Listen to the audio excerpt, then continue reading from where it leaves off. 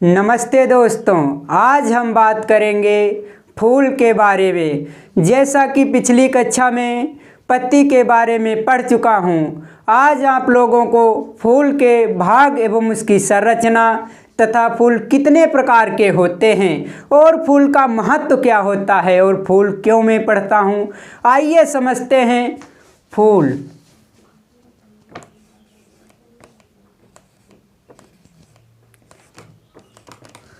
फूल के अध्ययन को, जो लोग फूल का अध्ययन करते हैं उसे फ्लोरिकल्चर कहते हैं।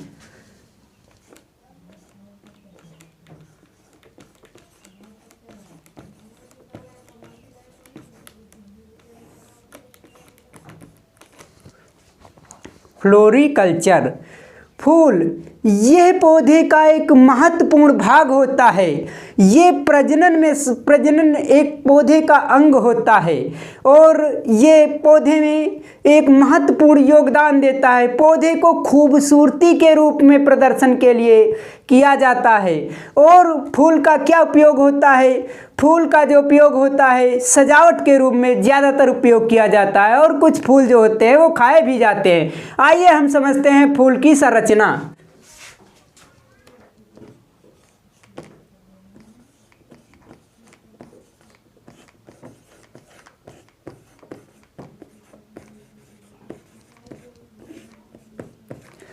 फूल की संरचना, फूल में 4 भाग होते हैं। पहला भाग होता है बाह्य दलपुंज, दूसरा भाग होता है दलपुंज, तीसरा भाग होता है पुमंग और चौथा भाग होता है जायंग।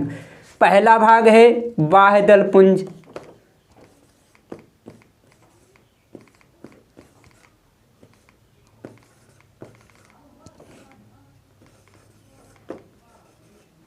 आइए हम एक फूल की सहायता से बताते हैं कि बाह्य दलपुंज क्या होते हैं। ये हमारे पास एक फूल है, आपको दिख रहा होगा अच्छी तरह से, और ये एक दूसरा फूल है। 2 फूल हमारे पास हैं। इन फूलों में जो पिछला हिस्सा होता है, जैसे ये देखिएगा फूल में अच्छी तरह से, ये पीछे जो चिपटे हुए हरे रंग के दिख रहे हैं, इन्हें हम बाह्य दलपुंज कहते हैं। ये जो होते हैं अधिक सभी फूलों में ये बाह्य दल जो होंगे एक ही रंग के दिखाई देंगे। ये अधिकतर हरे ही रंग के होते हैं। ये हरे रंग के होते हैं।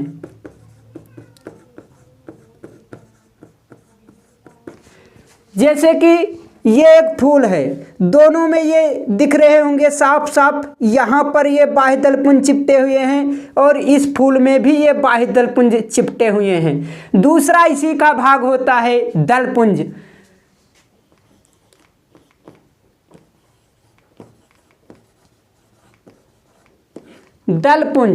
दलपुंज ये एक फूल का दूसरा भाग होता है।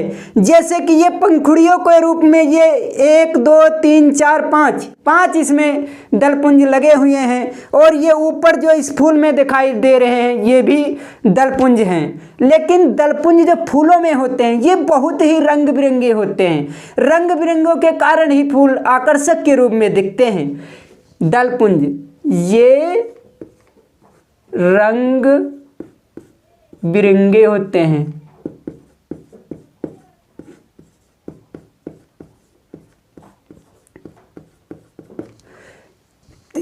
तीसरा भाग इसका होता है पुमंग।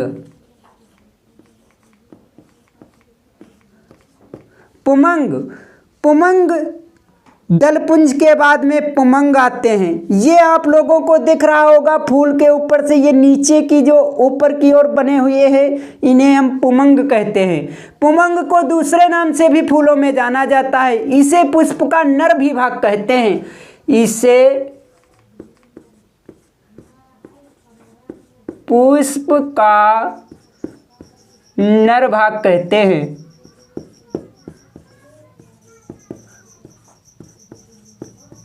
चौथा इसी का भाग होता है जायंग। आइए हम समझते हैं जायंग।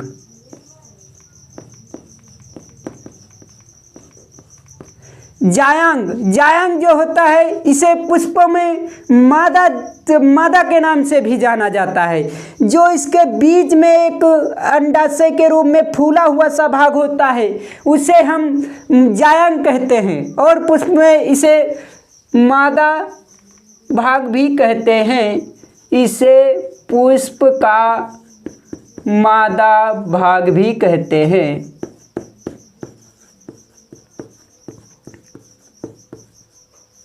आइए हम पुमंग की अच्छी तरह से, और भी इसके भाग होते हैं, समझाते हैं। पुमंग को हम अब चित्र की भाषा से बताएंगे। जैसे कि ये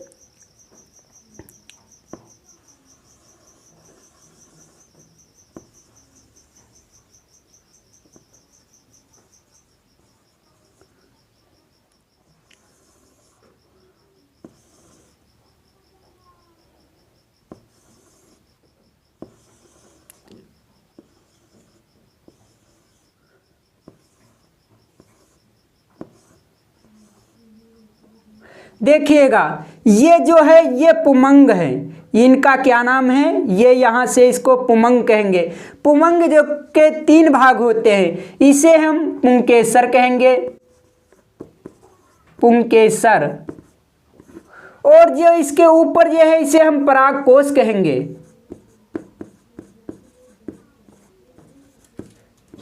और जो इसके अंदर जो ये छोटे छोटे कण के रूप में होते हैं इन्हीं हम परागकण कहते हैं।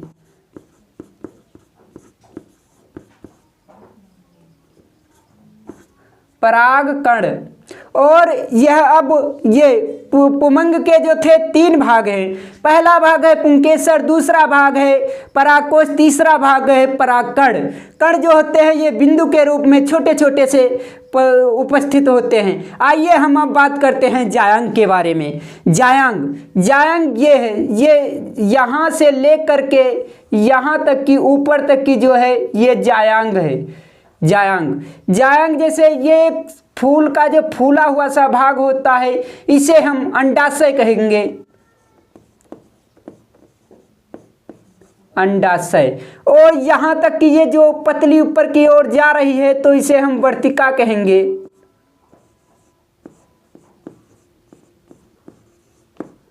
और जो ये ऊपर की ओर है इसे हम वर्तिकाग्र कहेंगे।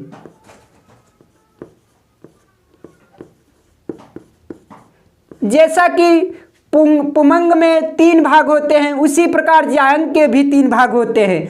इस फूले हुए जो घड़े के समान दिखता है उसे हम अंडाशय कहेंगे। और जो पतली ऊपर की ओर चली जाती है इसे हम वर्तिका कहेंगे। और जो सबसे ऊपर है इसे हम वर्तिकाग्र कहेंगे। आइए अब हम समझते हैं पुष्प के जननांग, कैसे ये प्रजनन करता है और कैसे का इसमें बीज बनता है और कैसे फल बनता है। आइए समझते हैं। दूसरा पॉइंट है पुष्प का प्रजनन।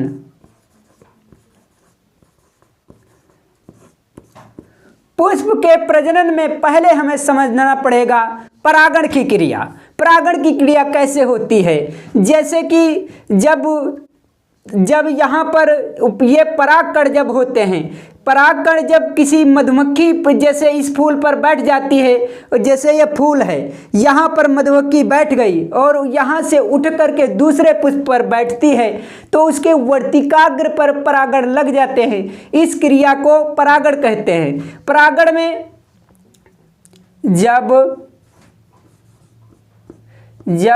परागकण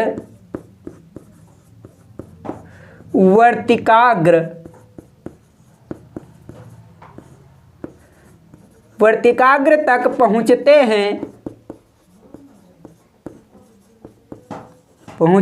इस क्रिया को परागण कहते हैं।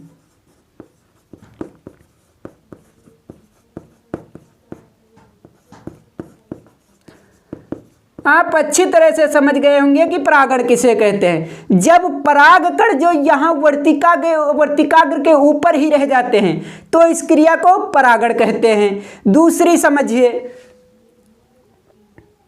परागण जो पौधे में होता है ये 2 प्रकार का होता है। एक स्वपरागण होगा और दूसरा परपरागण होगा। आइए हम समझते हैं।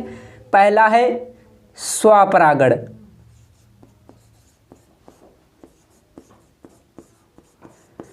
अब आपके मन में विचार आता होगा कि पौधा भी स्वतः अपना परागण कर लेता होगा क्या?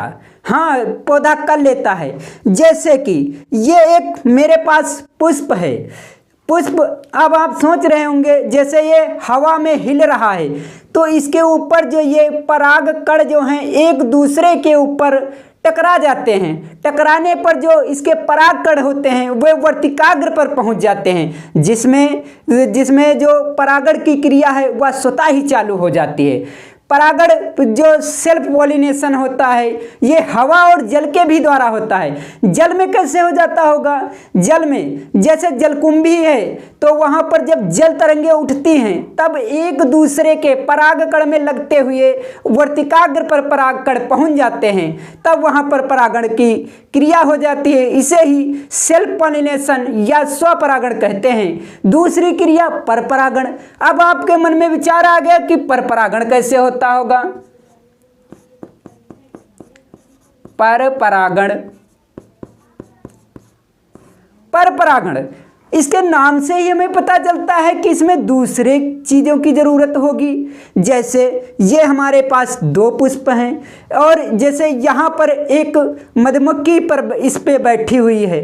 मान लिया हम एक बगीचे में बैठे हुए हैं और ऐसे देख रहे हैं कि मधुमक्खी इस पर बैठी हुई है और उड़ करके इस फूल पर बैठ जाती है। दूसरे फूल पर जब बैठती है तो इसकी जो पंख होते हैं उस पे परागकण चिपट जाते हैं और वो उस दूसरे फूल पर बैठ जाती है। वहाँ पर जो बैठती है वर्तिकाग्र पर परागकण आसानी से छूट जाते हैं और जिससे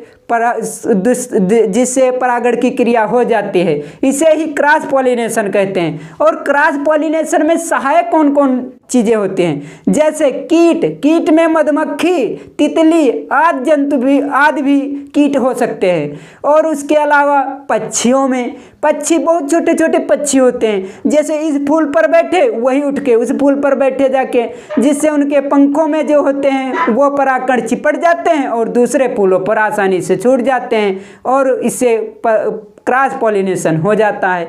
अब आपको समझाते हैं निषेचन। तीसरी क्रिया है निषेचन। यह एक फूल की सबसे महत्वपूर्ण क्रिया मानी जाती है। निषेचन कैसे होता होगा? निषेचन में इस क्रिया में जब परागकण जो होते हैं वर्तिकाग्र से होते हुए यहाँ से जो यहाँ पर मान लिया ये परागकण छूट गए, कोई कीट आया जैसे मधुमक्खी यहाँ पर अपने परागकण छोड़ दिए, फिर यहाँ से परागकण होते हुए वर्तिका से होते हुए परागकण अंडाशय में छोटे छोटे रूप में उपस्थित हो जाते हैं। इसी क्रिया को निषेचन कहते हैं। परागकण जो हैं वर्तिकाग्र से होते हुए वर्तिका से होते हुए अंडाशय में पहुंचने की क्रिया को हम निषेचन की क्रिया कहते हैं। आइए हम समझते हैं अब फूल के प्रकार। तीसरा पॉइंट है फूल के प्रकार।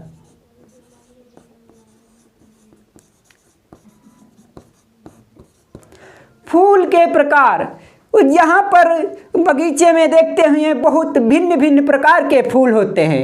आइए फूल के हम 4 प्रकार समझते हैं। पहला होता है पूर्ण फूल और दूसरा होता है अपूर्ण फूल, तीसरा होता है एकलिंगी पुष्प, चौथा होता है उभयलिंगी पुष्प। अब आप लोगों को पहले हम बताते हैं। पहला है पूर्ण पुष्प।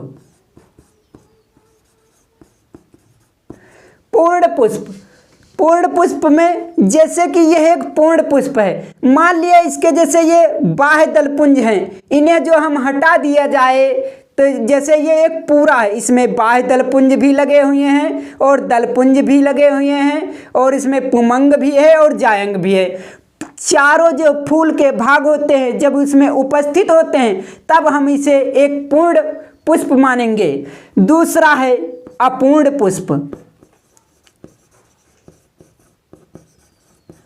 अपूर्ण पुष्प किसे कहेंगे? अपूर्ण पुष्प, जैसे एक मेरे पास ये फूल है, मान लिया इसमें जो ये बाह्य दलपुंज इनके हटा दिए जाएं, जैसे बाह्य दलपुंज इनके हटा दिए जाएं या दलपुंजों को इनको काट दिया जाए, जैसे मैंने ये इनके दलपुंज काट दिए हैं और इसमें ये उपस्थित ना हों, ये अनुपस्थित हों, जो 4 भागों में से किसी एक भाग भी अनुपस्थित है तो हम उसे अपूर्ण पुष्प मानेंगे।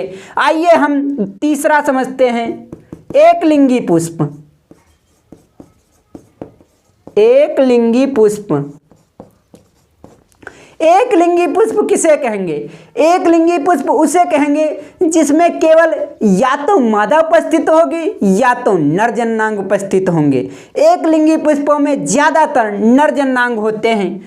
एक लिंगी में इसमें नर जननांग होते हैं, नर जननांग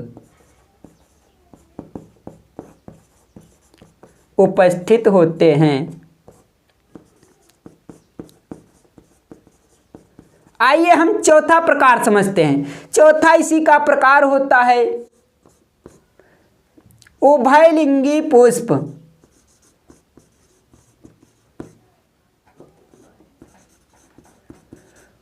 उभयलिंगी पुष्प, ये हमारे पास एक उभयलिंगी पुष्प है क्योंकि इसमें मादा और नर जननांग दोनों ही उपस्थित होते हैं। इसमें किसी भी चीज की जरूरत नहीं है, ये सेल्फ पॉलिनेशन भी क्रिया कर सकता है क्योंकि इसमें मादा और नर दोनों ही जननांग उपस्थित होते हैं। उसे ही उभयलिंगी पुष्प कहते हैं।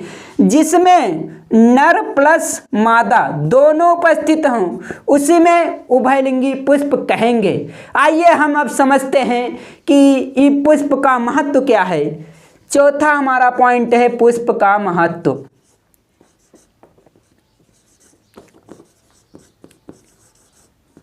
पुष्प का महत्व,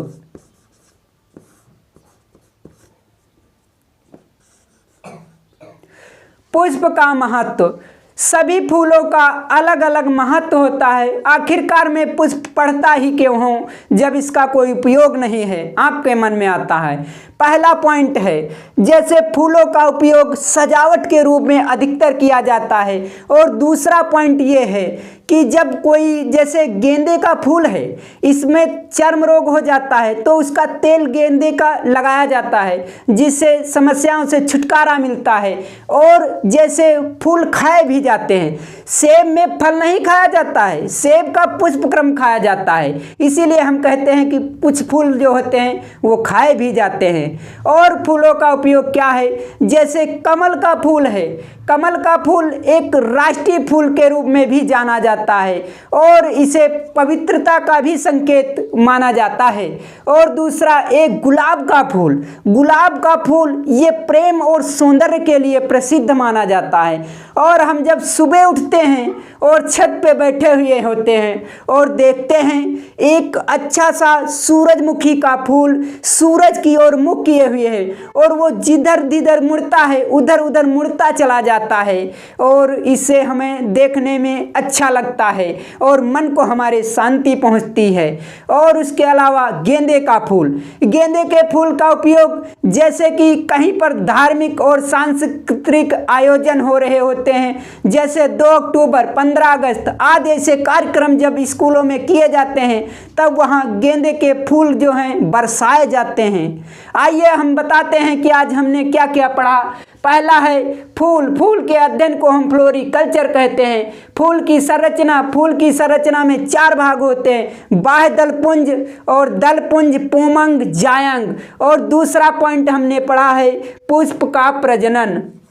दूसरा पॉइंट पुष्प का प्रजनन, पुष्प के प्रजनन में जैसे कि परागकण जो होते हैं वो वर्तिकाग्र तक पहुंच जाते हैं, इसे पॉलिनेशन की प्रक्रिया कहते हैं। इसमें 2 प्रकार की, पहली है स्वपरागण, दूसरी है परपरागण और निषेचन की क्रिया भी होती है। तीसरा हमने पॉइंट पढ़ा है फूलों के प्रकार। फूलों के हमने 4 प्रकार बताए हैं, पूर्ण पुष्प, अपूर्ण पुष्प, एक लिंगी पुष्प, उभयलिंगी पुष्प, और फूलों के महत्व बताए हैं। धन्यवाद साथियों। अगर मेरी वीडियो अच्छी लगी हो तो इजू मास्टर VIP चैनल को सब्सक्राइब करना न भूलें, लाइक और शेयर भी करते रहें।